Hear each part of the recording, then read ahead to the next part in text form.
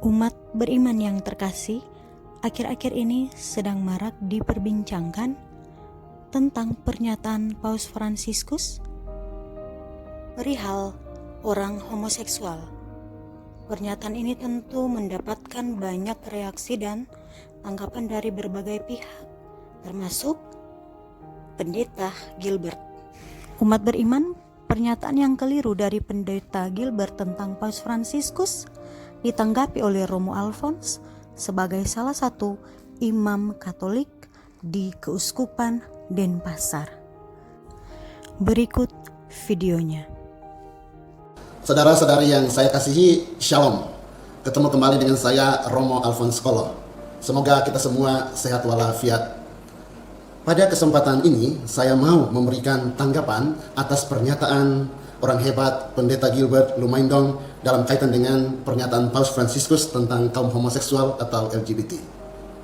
Ketika saya mendengar apa yang dikatakan oleh orang hebat Pendeta Gilbert dalam channel YouTube-nya dengan judul Paus Fransiskus mendukung melegalkan pernikahan sesama jenis, dan juga membaca komentar-komentar yang ada, saya terdorong untuk memberikan sebuah tanggapan agar kita saling melengkapi sehingga kita memiliki satu pemahaman yang benar tentang pernyataan dari Paus Fransiskus dan tidak jatuh pada sikap menghakimi karena salah persepsi.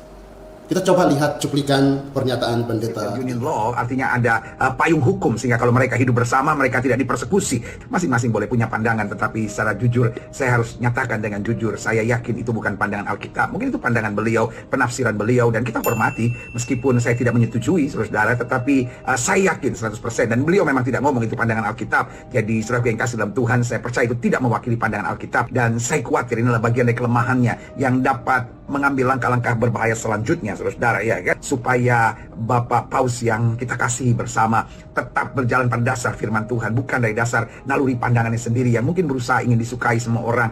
Saya pikir pernyataan ini adalah pernyataan yang dapat menuntun pada kesesatan. Seorang Paus dalam pernyataannya melegalkan pernikahan sesama jenis lewat civil union laws.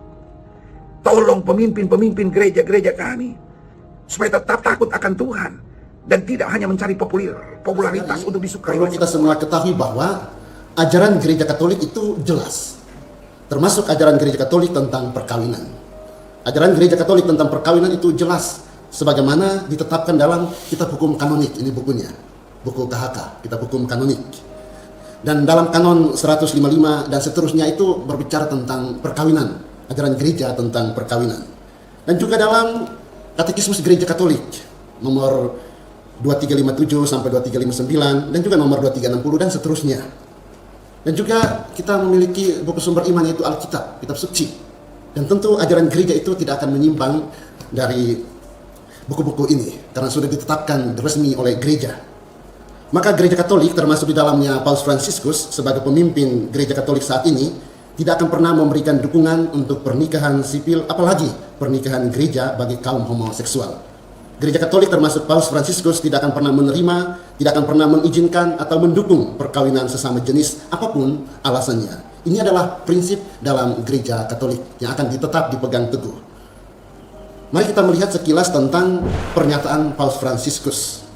Kita tahu bahwa pernyataan Paus Fransiskus itu disampaikan dalam bahasa Spanyol dan dapat diterjemahkan kurang lebih sebagai berikut.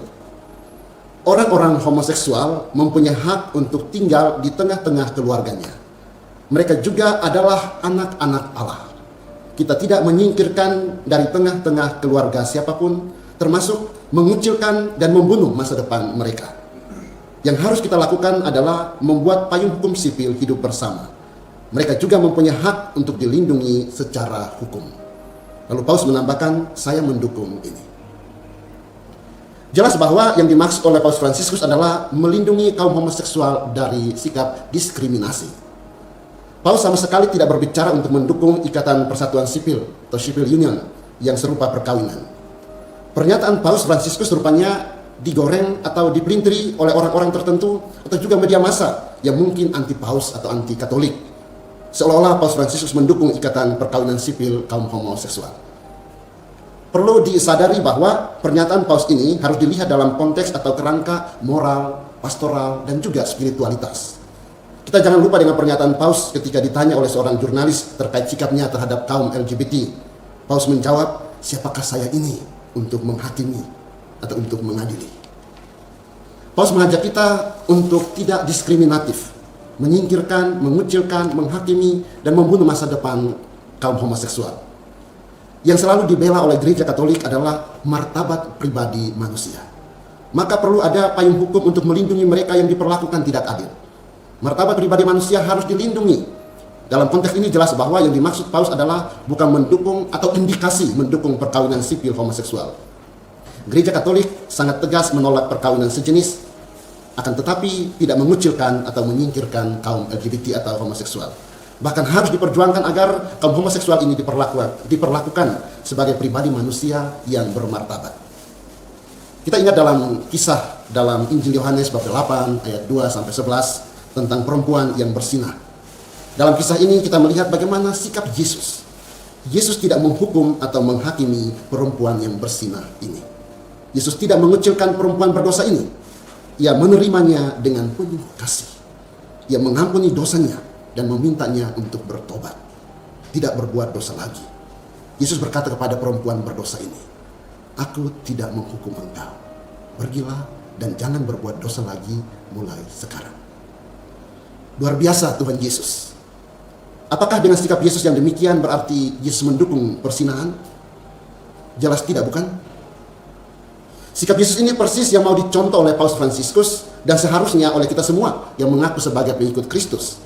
Kita tidak boleh kompromi dengan dosa, tetapi tidak boleh menolak, mengucilkan, mendiskreditkan, dan sikap lain semacamnya terhadap orang-orang berdosa, termasuk kaum homoseksual atau LGBT. Maka dalam kesempatan ini saya mau mengingatkan dengan penuh kasih orang hebat Pendeta Gilbert Lumendong tentang beberapa hal berkaitan dengan pernyataan beliau dalam konten channel YouTube-nya yang berjudul Paus Fransiskus mendukung melegalkan pernikahan sesama jenis, yang tadi kita sudah lihat cuplikannya. Dari apa yang kita lihat dari pernyataan Pendeta Gilbert, saya mau mengatakan sebaiknya orang hebat seperti Pak Pendeta Gilbert membaca dulu dari berbagai macam sumber agar supaya memahami dengan baik apa yang persis dimaksud oleh Paus Fransiskus sebelum membuat tanggapan secara publik, agar tidak jatuh pada sikap menghakimi baik secara langsung maupun tidak langsung. Tanggapan dan interpretasi Pendeta Gilbert terhadap pernyataan Paus Fransiskus itu terlalu jauh dan akhirnya jatuh pada sikap menghakimi. Hal ini dapat dilihat dari beberapa pernyataan Anda. Misalnya, 1. Anda merasa sedih karena pernyataan Paus Fransiskus itu adalah kelemahan beliau sehingga Paus Fransiskus perlu didoakan. Pernyataan dan sikap Paus Fransiskus terhadap kaum LGBT menurut saya justru merupakan hal yang patut diapresiasi, bukan kelemahan Paus. Justru kehebatan dari Paus. Bagaimana sikap Paus terhadap kemanusiaan, terhadap orang-orang kecil, terhadap orang-orang berdosa yang tidak boleh didiskriminasi atau didiskreditkan. Yang kedua, Anda mengatakan bahwa pernyataan Paus Fransiskus ini membawa kepada kesesatan. Pertanyaan saya, di mana letak kesesatan Paus itu? Sikap Paus ini justru harus menjadi sikap kita, yaitu tidak mendiskreditkan, mendiskriminasikan kaum LGBT atau kaum homoseksual. Dan inilah sikap Kristus yang senantiasa tidak mendiskreditkan atau mendiskriminasikan orang-orang kecil, orang-orang berdosa. Dan Paus mau menunjukkan hal itu, bagaimana sikap kita terhadap mereka. Maka di sini Anda berkata bahwa Paus seolah-olah sesat, itu merupakan sebuah kesimpulan yang sesat juga. Hal yang berikut yang ketiga, Anda mau mendoakan Paus supaya tidak berjalan atas naluri pandangan sendiri dan berusaha untuk disukai semua orang dan harus berjalan pada firman Tuhan.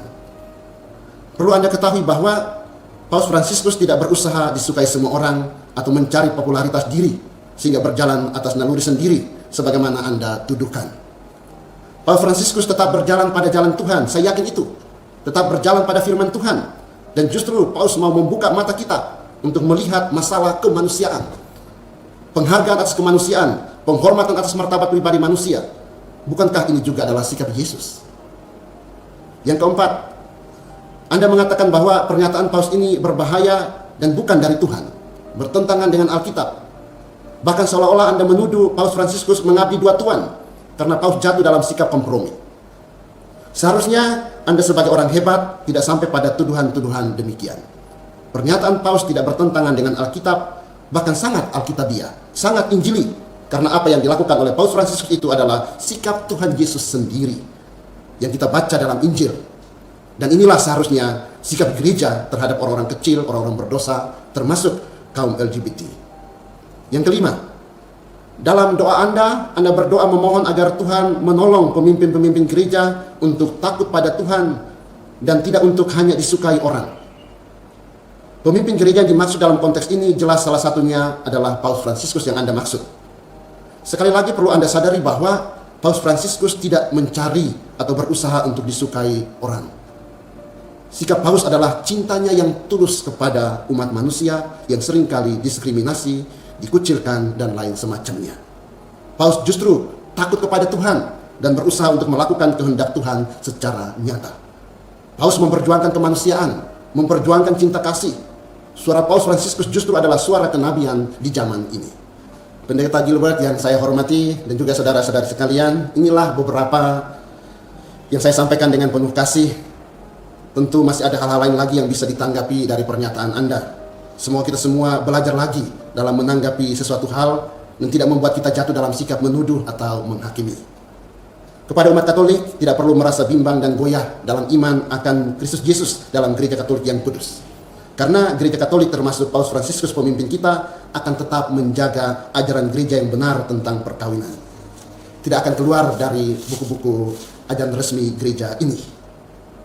Kepada keluarga-keluarga Kristiani, dengan bantuan Tuhan, berusahalah menghayati hidup perkawinanmu dengan baik dan akhirnya menjadi saksi di tengah kehidupan dunia ini. Semoga keluarga-keluarga Kristiani setia dan menghayati hidup perkawinan dan akhirnya menjadi garam dan terang di tengah masyarakat. Kita mendoakan keluarga-keluarga Kristiani yang mengalami masalah rumah tangga.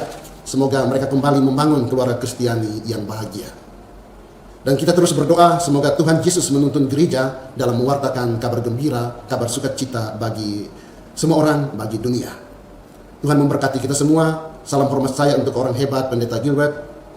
Apa yang saya sampaikan ini bukan bermaksud untuk menyerang atau menghujat, tapi semoga bermanfaat dan melengkapi apa yang telah disampaikan oleh Pendeta Gilbert dan juga yang lainnya, agar kita memiliki pemahaman yang benar persis seperti apa yang dimaksud oleh Paus Fransiskus. Mohon maaf jika ada kata-kata yang kurang berkenan. Semoga Tuhan memberkati kita semua, berkah dalam.